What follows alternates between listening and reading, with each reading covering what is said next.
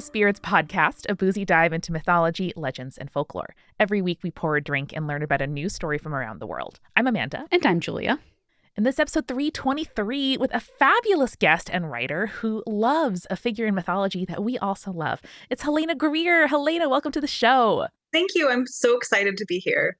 We're excited to have you. And I'm really excited to talk about the myth that you've brought, or perhaps the mythological figure that you've brought with you today, because it is a character that I remember a girl that I had a crush on in high school played in a production of, what was it? Iphigenia at Aulis. And I was like, yeah. This combination is right. working for me, baby. It's working for me.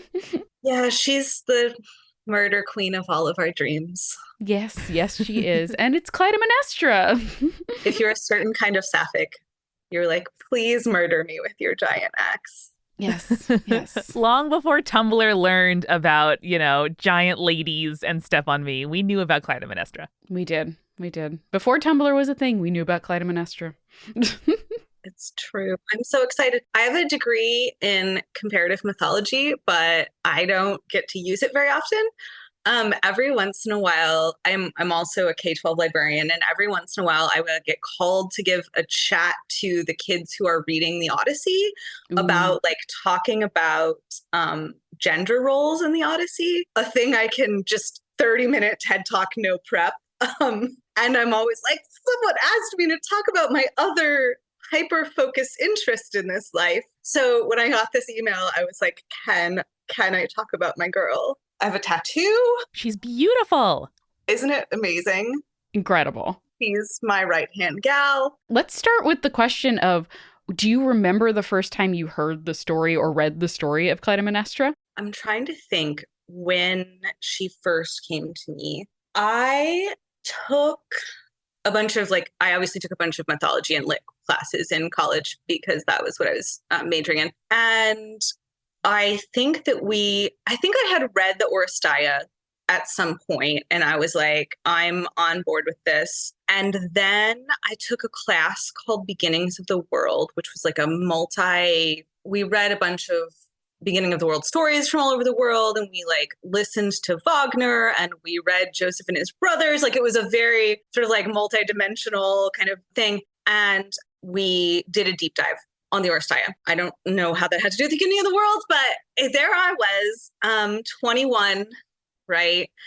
And I had this absolute passion for the idea that the twin sister of the most beautiful woman on earth was seen in Greek mythology as horribly ugly and as this figure of everything that was wrong with Greek womanhood, even though Helen is the one who they started a war, not to put the blame on Helen, but her twin sister was just I'm gonna keep the lights on while y'all are gone.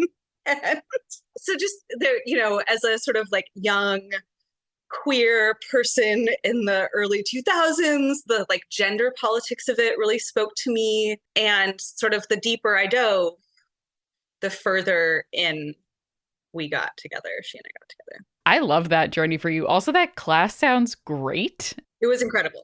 Yeah, I would want to take it 100%. I guess we should probably start with the story, just because I know a lot of our listeners love Greek mythology and are probably very familiar with the Trojan War. But Clytemnestra feels like a character that is very much on the outskirts of the Iliad and the Odyssey. So can you tell us a little bit about Clytemnestra and a little bit of the background for her before the Trojan War started? Yeah, so let me do a really quick, very quick recap of the House of Atreus, because I think, even though they're the dudes in this story, the background that they bring to the story is really important. Mm-hmm.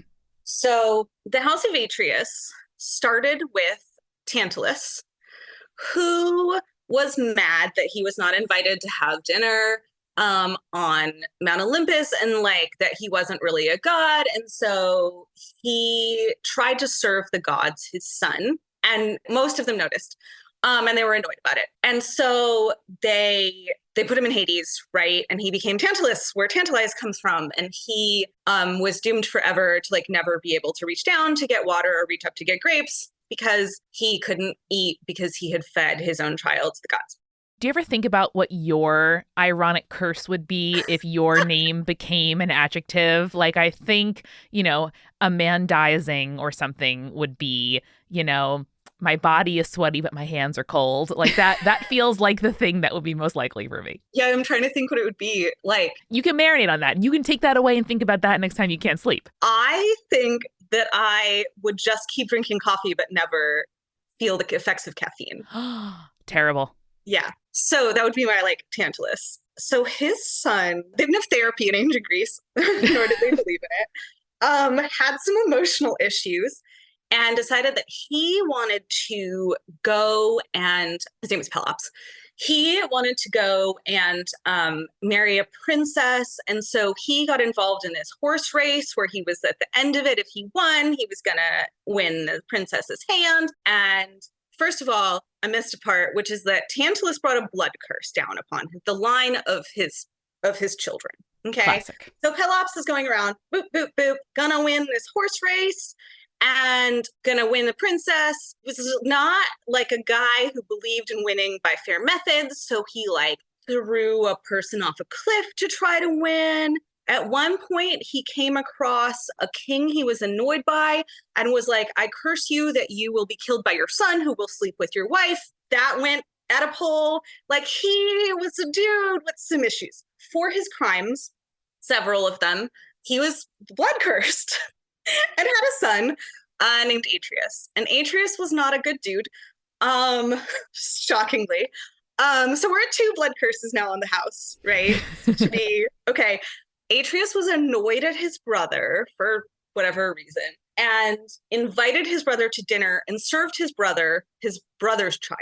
So there's a lot of kid eating happening in this familial line. There's a lot of hurt people happening here. Yes. And Yeah. the cycle of abuse and everything like that. Oof. So you're not supposed to break hospitality law by serving someone their own child.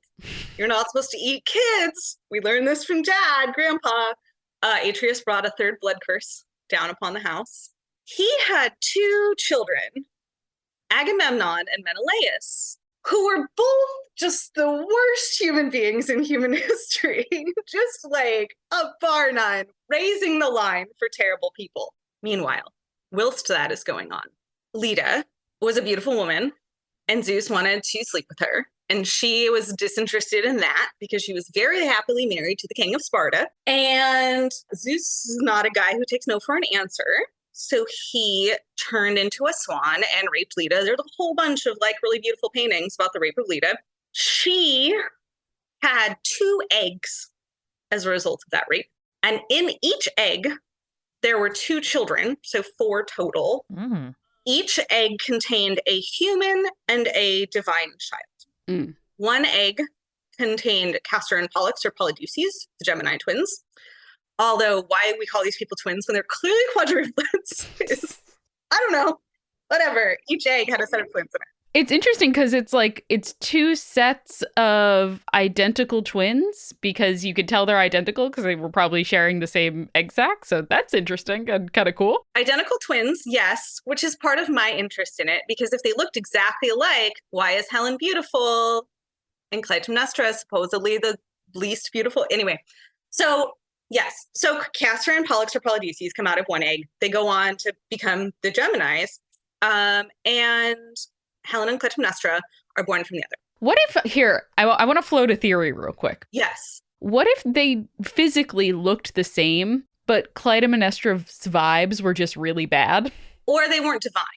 Oh, yeah, that's Helen true. maybe had the glow because she's a demigod. Mm-hmm, mm-hmm. Yeah. Which, it's a real kind of nature versus nurture situation, how monozygotic twins, one could be super compelling and one could be, I don't fuck with that. Yes. So they are growing up with their cousin Penelope, who would go on to also marry an important guy in Greek history. And people just keep trying to kidnap Helen, just over and over again. Just keep showing up trying to kidnap Helen. So, of course, the Greek generals make this whole pact that if anybody tries to kidnap Helen, they all go to war. This stops the kidnapping situation. Clytemnestra has meanwhile gotten married, had some kids. But Agamemnon and Menelaus being their fathers and grandfathers and great-grandfathers' children, have decided that one of them wants to marry Helen and one of them wants to be king of Sparta. So they kind of split the difference, right? You get to marry Helen and I'm going to marry Clytemnestra and become king of Sparta. The problem is Clytemnestra is already married. Agamemnon has zero issues with this. He just murders her husband and children because there's a lot of child murder in this story. For reasons that are unclear to me, he does not bring down a fourth blood curse upon their family, but whatever. So she marries him. She's already not a huge fan. Then her sister goes off, whether or not that's of her own volition or, with her own agency is a separate question, I think. But Agamemnon and Menelaus are honor bound to go after her because they made this whole pact. Also, Menelaus is like, I want my wife back. So Agamemnon goes with his brother to get the wife back. However, they are stuck. They can't sail out to Troy because Aphrodite does not want them to destroy Troy because it's her baby. And she says, if you sacrifice your child to me, your most beautiful daughter, then I will allow you to take my child. And I'll change the winds. I will allow Poseidon to change the winds so that you can sail to Troy. And Agamemnon writes a letter to his wife and says, send our daughter Iphigenia. She's going to marry Achilles. She's going to be the bride of the greatest hero in the Greek army. And so Clytemnestra puts her in her wedding dress and puts her on the donkey or whatever and sends her off to the shore where the Greek troops are waiting to marry Achilles. But instead of marrying Achilles, she just gets sacrificed. Yeah, she sure does. She sure does. She sure does. Yeah. And Clytemnestra is unamused by this happening. All her kids have already been killed by this man once, and now he's lied and he sacrificed another one, and he's gonna go and get her sister back, even though her sister is probably fine where she is. Nothing is going the way that Clytemnestra is excited about it going. So he's off for 10 years. And she is a very good queen. Sparta is running well. The people of Sparta hate her because she's very, very, very good at being a ruler.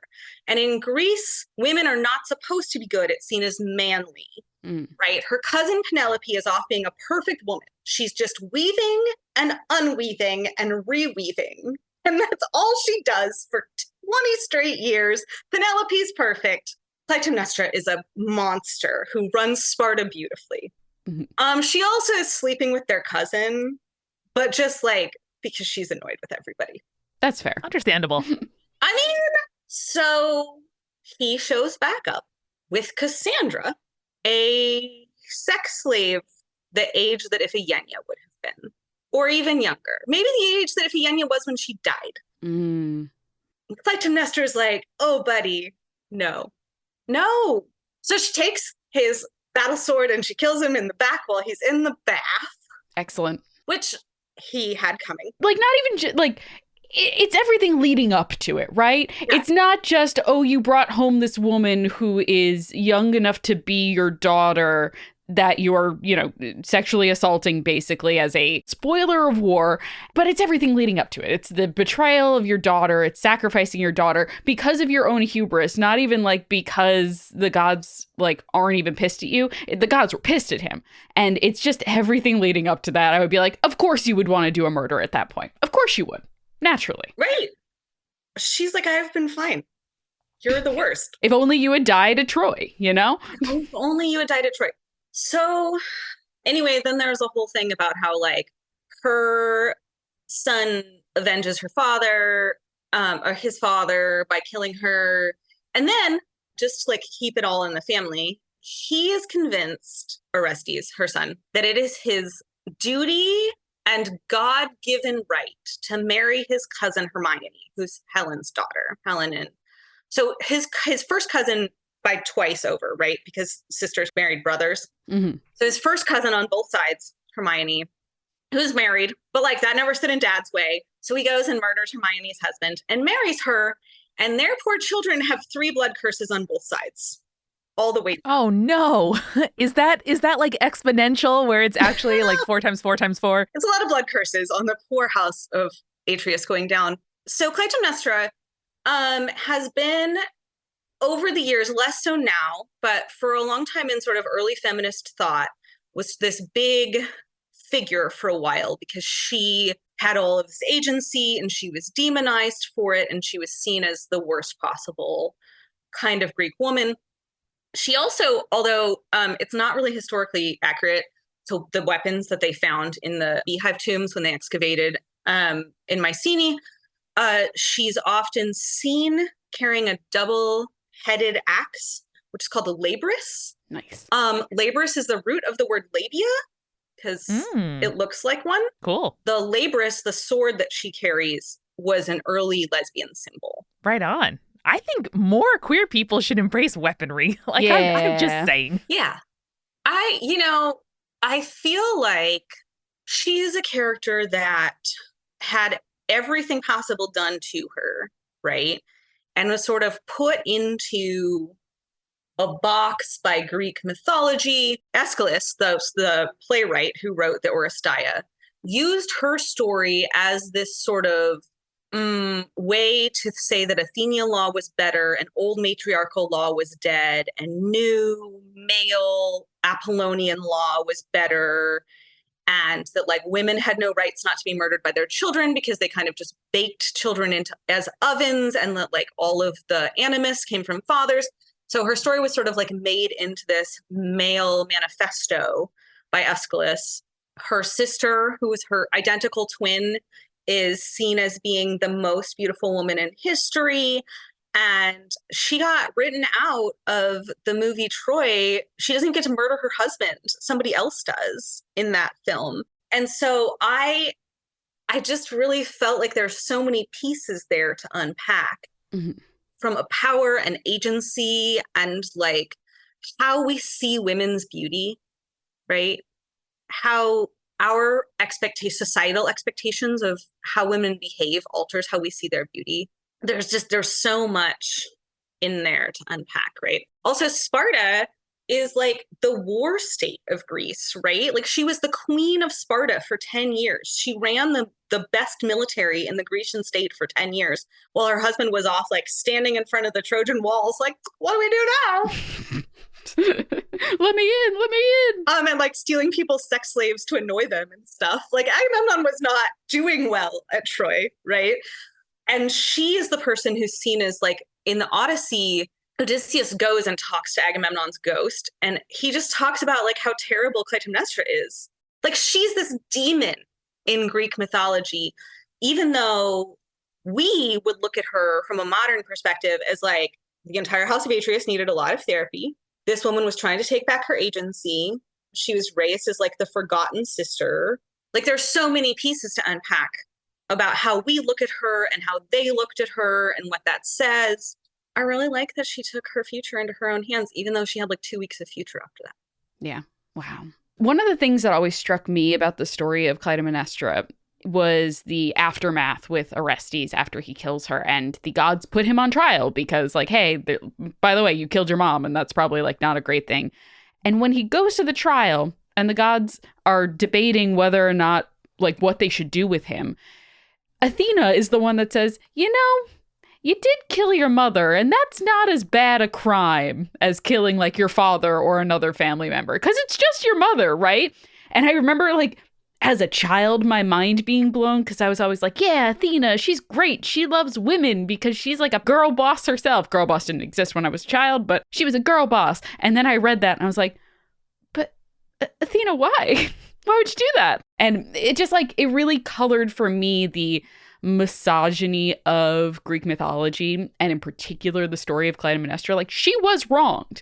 If a man had been in her position and the wife had done all the things to him, he would have been right in murdering her in terms of Greek mythology morality, right? But Clytemnestra, because she's a woman, it was showing non-womanly like roles and attributes, then she deserves to die. And it messed me up for a while in terms of reading Greek mythology and analyzing it. And the ancient Greek religion, the Furies, thought that matricide was a horrific crime, and they chased Orestes into madness.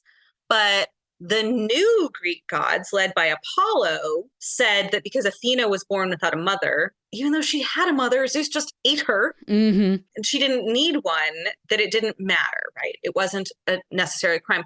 which is just all of this like Athenian politics about old mother-based religion, matrilineal religion versus new sun god patrilineal-based religion. And again, like Aeschylus just took an older story and was like, I'm going to use this to say that men are more logical and superior and women aren't needed and mothers are not important. Like he took her story and wrestled it into, because the older versions of that story don't have that whole like trial thing. Mm-hmm. He's like a playwright and they're like, I'm going to use this for political reasons because there's this thing going on in Athens I don't like. So her story just got like wrestled into some dude's treatise on why men are better. If only we could stop doing that. And I mean, we still do it to this day, right? Like there's so many like different ways of reading a story and then putting your own beliefs and your own perspective onto it. And sometimes that's a good thing, but sometimes we do need to acknowledge the original story and the context in which it was written, you know? So I both love and hate that. I love when it's done with thought, but I hate when it's done thoughtlessly, if you know what I mean. But actually, this is a great time for us to quickly go grab a refill, and then we'll be back to talk a little bit more about Clytemnestra. Let's do it.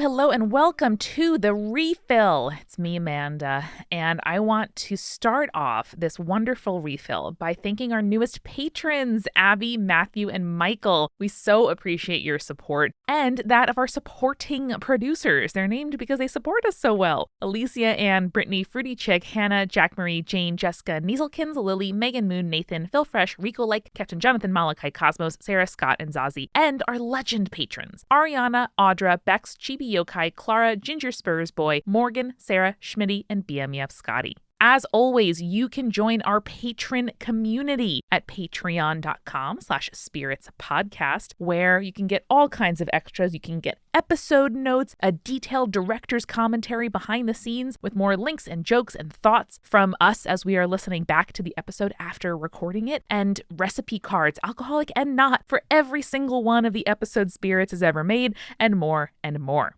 Patreon.com/spiritspodcast. This week, I'm going to go ahead and recommend a game that some of you may have forgotten about, but true heads never have, and it's Pokemon Go. I have never been more into Pokemon Go than I am right now. I recently reached level 40, which used to be the highest you can go. Now I can get up to 49, and I am just waiting on it, maybe even 50. God, I'm so excited. They keep introducing new pokes. They keep having new challenges. One time when hanging out with Julia and Jake on Long Island, we made a stop specifically so I could get a legendary Pokemon at a gym. So, you know, life is great here in Pokemon Go, and I am enjoying the hell out of myself as I play. So if you want an excuse to maybe take more walks around your neighborhood and trade little pixels with friends and catch them all, have you considered Pokemon Go? To help spirits this week, I would love to ask if you can email us your hometown urban legends. We are sitting down to record a crop of new episodes, bring on some guests for our hometown urban legends, get some exciting themed episodes going, and we would love more stories from you. Go to spiritspodcast.com, click on the contact button, and email us your stories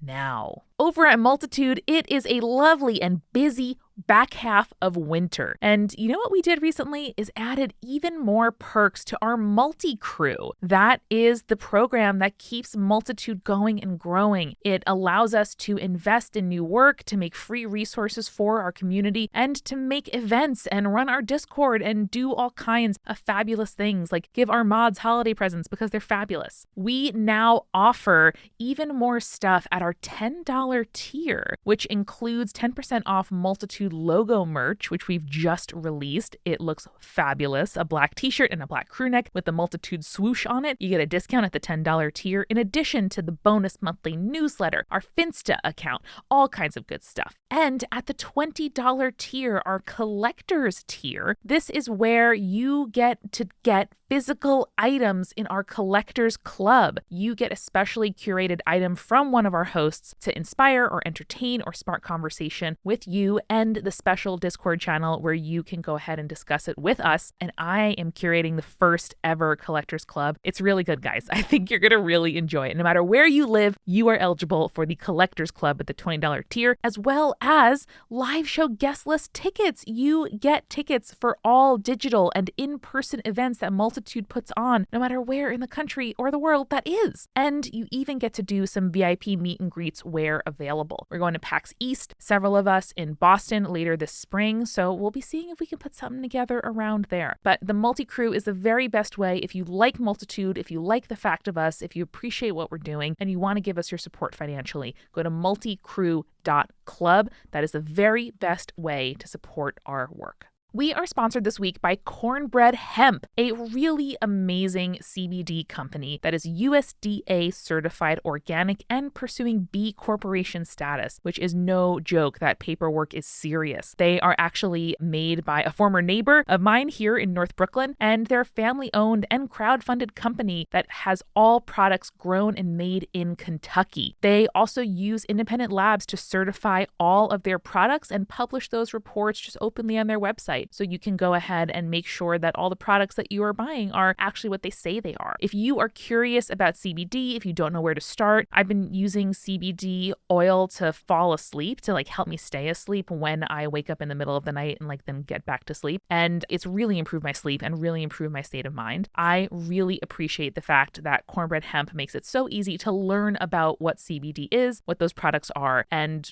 if it might be helpful for you. So when you're ready to order, go to cornbreadhemp.com and use the code SPIRITS for 25% off your order. That's code SPIRITS at cornbreadhemp.com. These are awesome people making really great products that I use genuinely every day. cornbreadhemp.com, code SPIRITS. Finally, the show is sponsored by BetterHelp. And when I am feeling happy and well-rested and like I'm taking care of things and I'm supported and I'm dressing well and I'm feeding myself and I'm doing all the things I have to do, I know that I can show up in the best way possible for my friends and family and at work. And working with a therapist is the best way I know to get closer to being that best version of me as often as I can, and not feeling as shaken when I do need that extra support and when I do have those down days and those down moments. I joke sometimes, but it's true that it really took me until my late 20s to realize that feeling bad won't kill me, and putting myself in situations where it might be challenging or I might fail or I might embarrass myself a little bit isn't fatal. And a lot of that resilience I learned in therapy. And for many years before I could find an affordable therapist near me who was taking new patients, I did so through BetterHelp, which is convenient, flexible, affordable, and entirely online. If you want to live a more empowered life, therapy can get you there. Visit betterhelp.com/spirits today to get 10% off your first month. That's BetterHelp, HELP.com/spirits. And now let's get back to the show. All right, we are back from the refill with new cocktails and seltzers in hand. Helena, do you enjoy cocktails? What is your favorite go-to beverage? I don't drink because I have two alcoholic parents, but I am currently drinking a sparkling water. But normally, coffee is my vice of choice. How do you take it? What is your favorite special coffee treat to treat yourself to? I am so boring, but I just really like a hot latte. Yeah. I think the latte is undervalued. I think we get really fancy in our drinks. I'll drink a flat white, but I enjoy a dry latte. Not a lot of foam. I'm not like a huge cappuccino foam person, but I just think that steamed milk and espresso is delicious together. I mean, yeah, I love it. Do you prefer a flavor on there, or you're just like, give me that coffee flavor? No, I want it to be coffee flavored. Nice. I love that. You and my husband both. I also am the least queer gay because I want cow milk in it. Like, I will settle for soy if there's not cow milk, but if I'm going to steam milk, I want animal products. I mean, I'm a vegetarian too.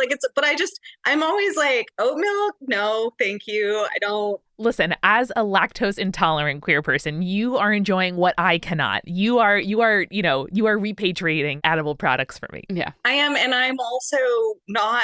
I will drink an iced coffee because I live in the South and sometimes it is too hot. But I will hold out and drink a hot coffee until it is above 90 degrees outside. Incredible. I'm not the iced coffee and winter queer. I'm not Listen, there are many flavors of us, and I think it's important to represent for the hot beverage queers out there. I feel like we get much iced beverage overrepresentation, and that's important too. Yeah. I am hot beverage queer. Much like the egg in which Helen and Clytemnestra were born in, you can have all the queer people in the same box, but they still might come out different. So, yes. Was that a good pull? Was that a good round back into it? Nice segue. Thank you. Thank you. I tried my best. Now that you've given us such a great primer on who Clytemnestra is and why she was so important to Greek mythology, both in the actual stories of the mythology and the way that she was utilized to comment on Athenian politics, I am curious about how you think Clytemnestra is viewed nowadays. You talked a little bit about the feminist movement of Clytemnestra. Can you tell us a little bit more about how she is viewed by feminist scholars today? So it's interesting because we are having this resurgence of feminist retellings of Greek myths, right? We have Circe and the Penelopiad, which was a Margaret Atwood retelling of the Penelope story. And I keep waiting. I mean, I don't really want them to, because I want to write, not that there can't be more than one, but I want to write Clytemnestra's story. I don't feel like I'm ready as a writer yet. That's sort of my the magnum opus that I'm building my craft toward. But I keep waiting for her to make a bigger appearance in modern Greek feminist retellings. And she is not showing up very much. It's interesting. There is just not as much scholarship being done about her. And she's not showing up as much in the modern sort of imagination. And I don't know if we have a group of sort of people who got interested in it because of Troy and those stories and are more interested in Achilles and Patroclus and that story. If we're just sort of more interested in exploring the ways that queer masculinity in ancient Greece has been sort of erased historically, which is also a wonderful thing for writers to be looking at. Her story has been sort of lying fallow for a while, and we're not seeing a lot of chatter about her, which is interesting. I do think this is sort of my queer history nerd hat. I think that we have this huge gap in what people were interested in from queer liberation theory and queer thought from the late 70s until we got protease inhibitors in 1996 or so, because we lost a generation of queer men, and the queer women who were helping them survive, not that no queer women died of AIDS, obviously some did, but there was an extraordinary trauma toll taken. Mm-hmm. And then after that, obviously queer writers were focusing on how do we get rights so that we can get into our loved ones' hospital beds and stuff. And there's obviously feminists who are not queer, right, who could be doing feminist theory about Clytemnestra. But I feel like there is this gap of knowledge that happened from 79 to 96, let's say, when AIDS was really taking off and until we got some meds, that affects how the kind of scholarship and the kind of person who would be interested in the story of Clytemnestra, which I feel like is in some way kind of inherently queer, what those people were doing instead, right? And as we're sort of coming back to looking at Greek mythology from a feminist and queer standpoint, other things are interesting now. And so she's sort of fallen through the cracks. And I think she's going to come back because she's such an interesting figure. I don't think that that's forever. So, now we have this feminism and this queer liberation that's coming out of Tumblr and these places that is sort of gatekeepy. And in some ways there were some problems with first and second wave feminism. No question. Absolutely. Not going to say that there were not. But I think that there is this feeling because there was this huge loss of scholars and thinkers, and there's this huge trauma that happened. I think that part of that lack of a through line of oral history of queer thinking was that part of the internet backlash of young queer and feminist thinkers coming up is that they lost some of that oral tradition from elders that would have been passed down. And so there is a like, we want nothing.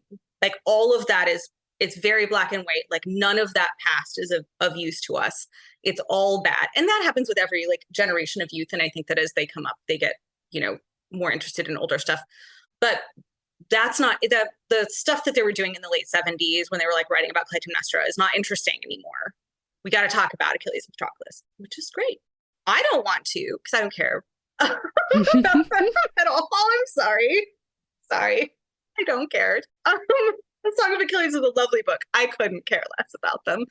But like, that's kind of where the interest is driven. And, I think there's probably a reason for that. Maybe my reasons are totally wrong. I'm sort of off the cuff, like thinking about that. But I do think there's a like, oh, that's the past. We're not interested in that. That's been looked at. That's what first wave feminism was doing. Also, at some point, the laborists got sort of taken by TERFs as a symbol. And I think that we should take it back. Yeah, TERFs are in everything, and we should reclaim everything that they've stolen from us. We have sword lesbians. We also need battle axe sapphics. I think this is an identity that people should embrace. 100%. Correct. Yes. So, yeah, I think I think it's all kind of soup in there, but I'm hoping that she comes back and is of interest because she's amazing. She's my murder queen. And we need more murder queens out there that are not, true crime subjects. Correct. Yes. 100%. I think it is so important, especially, for me, I was born in 92. And so growing up, the AIDS epidemic really felt like something that was behind us. And that's what American culture is really invested in telling us. And it wasn't actually an epidemic. It didn't actually, murder a generation. I mean, COVID is over, right? So AIDS is obviously over. Obviously. I say as a person literally in a house with a person with COVID right now. Yeah, no.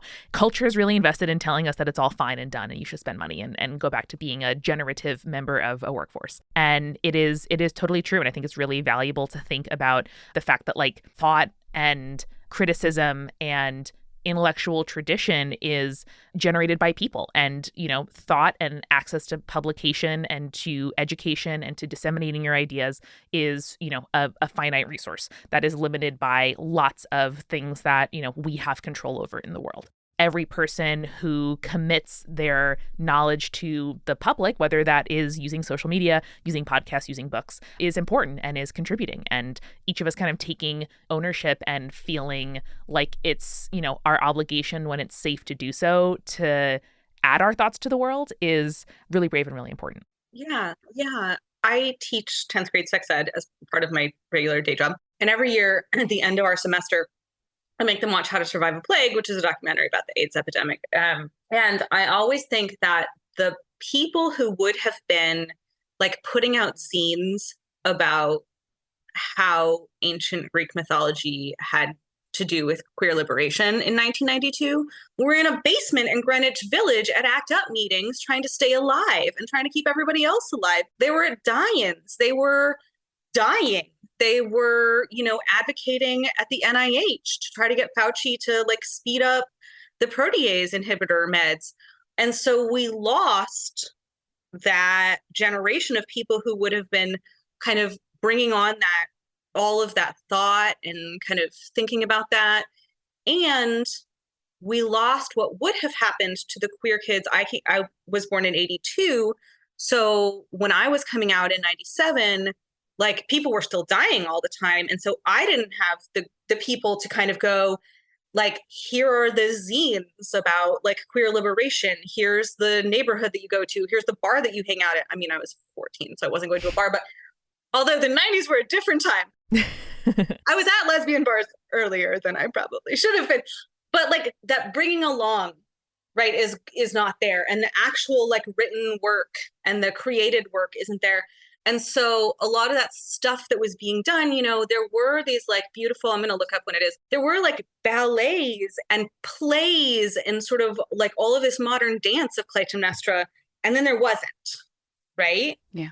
And then there wasn't. Yeah. Because the dancers were dying. And it's that hierarchy of needs, right? Like when you are, when you're concerned with saving the lives of, your peers and community and loved ones and yourself, art has to be secondary for a lot of people. And, if you are lucky enough to survive that, and then you find yourself, wanting a family, wanting rights, wanting to focus on things like hospital visitation and adoption and marriage, I understand how, there is a tendency to get less radical over time, but also maybe those are your priorities. And your experience in your teens and 20s and 30s of growing up in community was, no, I need to really focus on the material realities of now and not like dreaming about what is better for me and what is possible for our community in the future. Yeah, dude.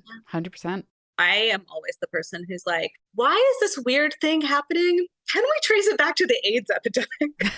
It is valuable. And Helena, you are contributing to the canon of queer literature now. The reason that we reached out to you is because I inhaled and thoroughly enjoyed your extremely queer Jewish rom-com Season of Love. And I would love to hear a little bit about your career as a writer and the kinds of stories that you're interested in and what this experience of releasing Season of Love has been like. So I wanted to be a writer all my life. First of all, thank you so much for reading it and liking it. I love it. Welcome to Team Kerrigans. Yes. Once you're in forever. Sorry, it's like the Hotel California, but with more magic cats. It's true. If you like fat butch representation, if you like queer Jewish artists, if you like Jews who live at a Christmas farm, check out Season of Love. It's great. Read the trigger warnings first. Read the trigger warnings, and it is Christmas Tree Farm, TBH. I said Christmas Farm, but it's an excellent book, and you do a great job of describing trigger warnings to help people make good choices for themselves.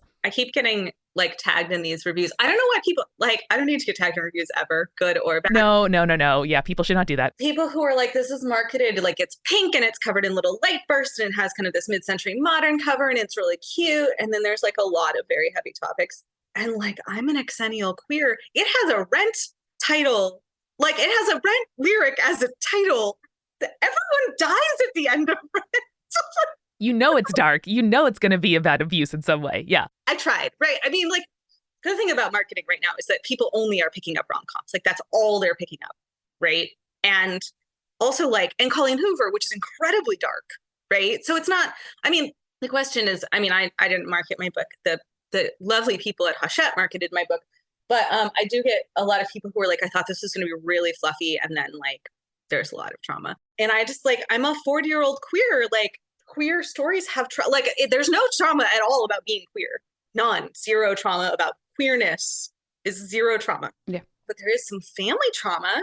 Anyway, please read the content warnings and know what you're getting into if you're going to read my book. I hope you read it. I hope you love it, but I hope you read the content warnings first. No, it's true. And something I really admire and love about the romance community is how good we are at describing the stories and categorizing them and making sure people make good choices for themselves, because some of us go to it for escapism. Some of us go to it to work through issues that we are dealing with. And every good romance, in my opinion, involves working through something of your own to land at a version of yourself in your life that you are excited about and that you want to pursue. I think that is par for the course in what romance reading and writing is. So anyway, I grew up wanting to be a writer. I wanted to be a writer from the time I was 4. I went to college, my degree, I have a double degree in creative writing and comparative mythology. And my senior thesis was a series of prose pub monologues from Clytemnestra's perspective. And I wrote this massive like project, like from deep within Clytemnestra's psyche. And then I burned out pretty hard because that was a lot. And I don't know that I was ready to do the kind of internal work and support for myself as a person that is involved in making that kind of art as a 22-year-old. Yeah. So I sort of burned myself up from the inside out trying to write that poetry. And I didn't get into the MFA program that I was trying to get into. And I ended up going to get a master's in library science, which turned out to be great and probably better than an MFA program because you can't make money writing poetry. And I hate college students. So I would have been a really terrible college professor.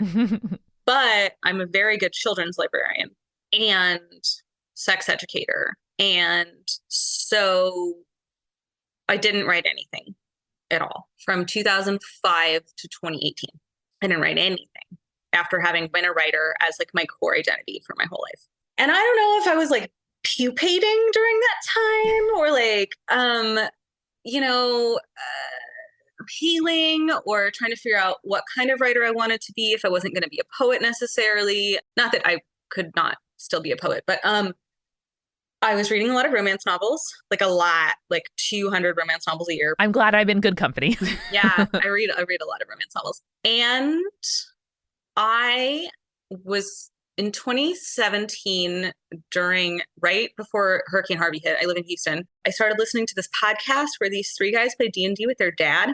And it's really good storytelling. Like, it seems like it's going to be really cheesy. I mean, I love D&D, and I love actual play podcasts, but I listened to a lot of it really quickly because I was stuck in the house because of Harvey. And so I listened to hours of it stuffed together. Yeah. And I was sobbing about this gay wizard whose boyfriend is the Grim Reaper. We know it well. And hysterical. The number of times that I stopped my car on a side street and screamed Griffin McElroy at my phone, the top of my lungs. I was so moved to tell stories again. And I was I don't know, some part of me, I didn't write until it was about a year before I actually started writing, but some part of me that had been turned off, turned back on. I think at the idea that I didn't have to write lit fic, I didn't have to write poetry, although I love poetry very much. I could write stories. If Griffin McElroy could make me sob hysterically about a wizard named Taco, sob so that I couldn't drive, then I could write stories that were fun and campy and weird and had all my little pop culture stuff and my jokes, and also be really transformative and cathartic and important. And I just started sort of gestating, just I gotta write stories again. And then in November of 2018, the day before the midterms, mm-hmm. I was watching Hallmark movies to disassociate from reality, as one does. And I was rage tweeting about the lack of queer representation in Hallmark movies. And I tweeted a plot idea, and I was here, Lifetime, have this for free. And a friend of mine slid into my DMs and was you're a writer. You could just write this. And I was I'm not a writer anymore. And they said, I don't think that's true. What a friend. So that was November 5th. Yes, they are a very good friend. I love them very much. And there's a major character named after them in Thanks. Although whether or not Levi is a Thanks is to be determined. TBD until the sequel, am I right? He's getting his own sequel. But anyway, I started a Google Doc that day, November 5th, 2018. And by the end of Christmas break, I had 40,000 words of a novel. Wow. Having not written anything in 13 years. And I showed it to friends. I was going to put it up on Wattpad or put it up on Kindle Unlimited and just be hey, I wrote something. Again, this is exciting. But my friends who were writers, who were published writers, were I think this is something here you should query. You should try to get an agent. And I did a Twitter pitch contest and I got my agent. Wow. And we went on submission and I sold it to the 3rd biggest publisher in the world. And all of that was every single step of this has been a surprise to me. At no point have I been yeah, my book's going to be at Barnes & Noble. It is at Barnes & Nobles all over the country, at bookstores in the UK, and it's coming out in Australia in February. And I'm just what's happening? What's going on? I wrote a book. I mean, several. I have written several books since then. I am on deadline. I am supposed to be turning in the sequel to Season of Love in a week. And I'm hoping by MLK Day. That is an incredible journey. I love that for you. That's so, so cool. And it's always really nice to hear authors being yeah, I didn't write for so many years, and then all of a sudden it came to me, because it is kind of very encouraging in a way, especially when you feel uninspired and unmotivated. So that's beautiful. Yeah. I also love that hearing other people tell a story really motivated you in that way. For me as a podcaster, Julie and I work on an actual play podcast called Join the Party. And we have just launched our 3rd campaign. And, hearing people say that they are inspired by it, that they are moved by it, that they, are moved to make fan art or write fan fiction or, just put more time and attention into building worlds that they feel safe in and inspired by and just like fed by is, to me, the greatest compliment possible. What has the response been like to Season of Love? And has anything about it surprised you or really fed you or, motivated you as you went? So I don't read reviews at all unless I get tagged in them. I try really hard to be, especially while I'm in the middle of trying to get book 2 turned in, because this was my first book and like basically For Never and Always, which is the sequel, is like the second novel I've ever written. I don't want to get up in my head about like whether or not I'm a writer. Like there's enough imposter syndrome in the world. And so I don't know, like to some degree, I'm kind of in a bubble because I'm like, that book exists for readers now. It is out there. I did get some fan art recently, which was incredible. So I will read reviews if a friend like vets them for me. Mm-hmm. Smart. Because a lot of times a review is like really positive and then it's like, oh, but I fully hated this part. Right. And I don't want to know. I mean, I'm thrilled. That's not for you. Yeah. I'm a librarian. I tell children they should hate books all the time and like take apart what they like and don't like about books. Like I'm for that. I support you hating my book. I don't care, but I don't want to know about it because I have to write another book. So I don't really know. Sales numbers are pretty good, my publisher says. And I have they commissioned like a pretty big deal cover artist to do the art for Never and Always. So like, I feel like that is always a sign that your first book is doing well, because like, even though my editors are very passionate about books, like publishing is a business and it's a business that's like super run on capitalism. And so they're not going to necessarily like put assets into books that if the first one didn't sell well. Totally. From an emotional standpoint, I think that this book is not necessarily a book that everybody reads and is like, oh, that was fun. It is either like somebody's like the exact book that they've been waiting to read their entire life, or they're like, I didn't really get it. And like, that's fine. Because it's a lot, right? It's sort of like campy and it's inspired by like Armistead Maupin's Tales from the City and also by like, but I'm a cheerleader. And like, it's not necessarily just like going to be everybody's jam, right? It is seasoned with a variety of flavors that may or may not be everybody's jam, which is okay because for the people who it is, they're like, oh my God, I feel really, really, really seen by this book. So anyway, a friend sent me a review yesterday that was talking about how like funny and self-aware and purposefully kitschy it is, which is all things that I was trying to do. Like we use camp to talk about deep trauma. Like that's what we do, especially in queer history. And that it's like sort of taking all the tropes of a Hallmark movie and like subverting them to look at them and to figure out whether or not they work, which is all things that I was sort of trying to do. And so that was nice because I had been feeling I'm like deep in this revision of this book that I had to like break to try to put back together, to try to make it work, because it's a childhood friends to lovers to catastrophic breakup to get back together book, the second one. And it's like a lot of pieces. And I was feeling like, I don't know how to write a book. I don't know how books work. I don't know what books are. Like, I've never seen a book before. I don't understand. I don't know how to read. I'm sorry. I can't help you. The emotional, like, I'm going to give them back their money for that they've already paid me for this book. And I'm going to go live in the woods because I can't make these two people's emotional arcs make sense. No matter how much Joni Mitchell I listen to, like I can't get the vibe right. And then I just read this review of somebody who like really saw every craft decision that I had made. Wow. In the book and understood what I was trying to do. And I was like, okay, I must have to some degree succeeded in those craft decisions because somebody was able to see every single one of them. You know what I mean? Yeah. And so, yeah, I don't know, man. I have no idea how it's going. That's all incredibly validating, I think, for me as a person who makes stuff, and I imagine for a lot of the people listening. Like the great musical title of show says, I think it's better to be 9 people's favorite thing than 100 people's 9th favorite thing. And if it's at all validating, the book was recommended to me in a Discord server I'm in where somebody tagged somebody else and said, oh my God, I can't imagine anything more you. And then like 18 hours later, the person responded, yep, nope, that was exactly right. Yep, I read it all in one sitting and you couldn't be more right. And I can't wait to read the sequel. I'm excited to be done writing the sequel. I would love to be, I am at the point where I want to like write both of these characters falling down a well. Yeah. I don't know if there's a well at Kerrigan's, but I would love to write one so that I can throw them down it. And Kringle can ride off into the sunset. Kringle's the magic cat, Julia. I don't know. Good. Thank you. Thank you for the context. Yeah, I'm at the point where I'm like, I can't. I hate these people so much. Normal.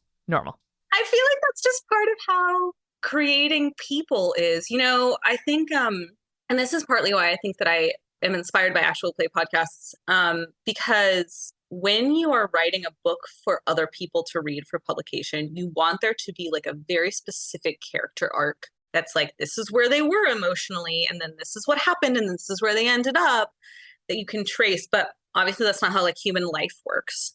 And so when you are playing a character, you get to be like, and I have an ongoing game as well. I'm currently in a Monster of the Week game that is fun as shit. We are a very bad team of crypto hunters trying to track down magical objects and lighting stuff on fire accidentally at every turn. Mm-hmm. We just wrapped up a Monster of the Week mini campaign over the summer when Julia and I and our colleague played 12 and 13-year-old counselors in training at a summer camp overridden with monsters. It was the most exciting and fun thing I could possibly imagine. Yeah, so with that, I just get to be like, what would this character do now? Yeah. Like, what if, which is the fun part, right? Like, that's the fun part of making up stories is like, oh, I know this person and I know that they would do this thing, even though it's like such a boneheaded thing to do. And it's not what I would do from the outside, because like inside the story, this is exactly what this character that I built would do. Like, I just love that sort of following a rabbit hole down to see. And that's really inspiring. And so I think part of it is that right now I'm in the weeds of like, I already did all of that work and now I have to make it publishable where like there's a character arc. And I just want to be like, I don't know, these two black kids fell in love and then they broke up and now they're trying to get back together. And like, they're dumb about it. Like, they're bad at life. And why is there a plot? So, I'm not in the fun sort of generative part of like, what if. But I do think that writers are always asking, like, where do you get inspired? I get inspired a lot by actual play podcasts, by cartoons, by like, I don't know. I just rewatched the series finale of Anne with an E and sobbed because I was like, how do I make people want Levi and Hannah together the way that people want Anne and Gilbert together? And I know that's impossible because like people have been wanting Anne and Gilbert together for 100 years. And so they bring with them a huge history of pre-shipping these characters and wanting them together. But also, we were talking about like rewriting myths. Yeah. Like, what is it about these two? Because you could do any version of that and have the reader at the end be like, I actually don't care if these two people are together, right? Like, no matter how much sort of goodwill they bring into it from loving Anne of Green Gables. And so I was like, I love just like looking at things that make me feel the way that I want my characters to feel and trying to figure out. Right. Yeah. 100%. I love that as an inspiration for you. That's so cool. Helena, I can't thank you enough for sharing with us your love of Clytemnestra, your thoughts on reading and writing and making stories and packaging them for other people to enjoy. If people want to stay in touch with you and with your work and your thoughts online, where are the best places for them to do that? You can follow me on Twitter, assuming that Twitter is going to continue to Twitter, and on Instagram, and sort of on Hive when it exists. All of those are Bloom Again Curios, BLUM, like Miriam Bloom, her last name, Bloom, BLUM Again Curios, all of my social media.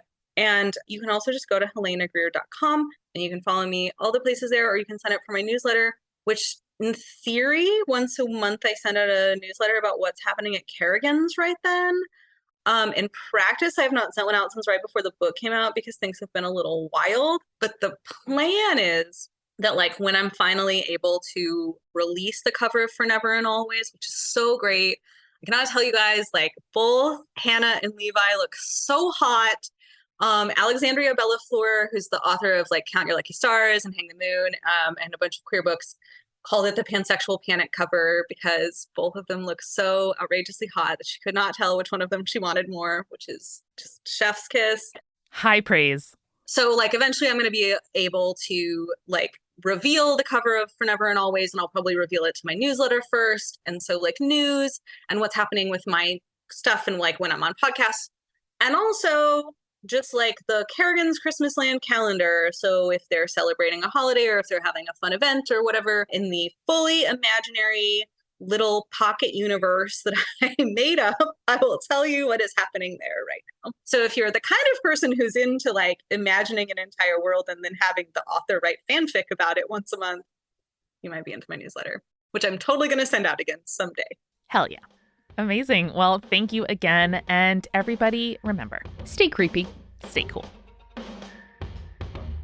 Spirits was created by Amanda McLaughlin, Julia Schaffini, and Eric Schneider, with music by Kevin MacLeod and visual design by Allison Wakeman. Keep up with all things creepy and cool by following us at Spirits Podcast on Twitter, Instagram, Facebook, and Tumblr. We also have all of our episode transcripts, guest appearances, and merch on our website, as well as a form to send us in your urban legends and your advice from folklore questions at spiritspodcast.com. Join our member community on Patreon, patreon.com/spiritspodcast, for all kinds of behind-the-scenes goodies. Just $1 gets you access to audio extras with so much more, like recipe cards, both alcoholic and non-alcoholic, for every single episode, director's commentaries, real physical gifts, and more. We are a founding member of Multitude, an independent podcast collective and production studio. If you like Spirits, you will love the other shows that live on our website at multitude.productions. Above all else, if you liked what you heard today, please text one friend about us. That's the very best way to help keep us growing. Thanks for listening to Spirits. We'll see you next week. Bye.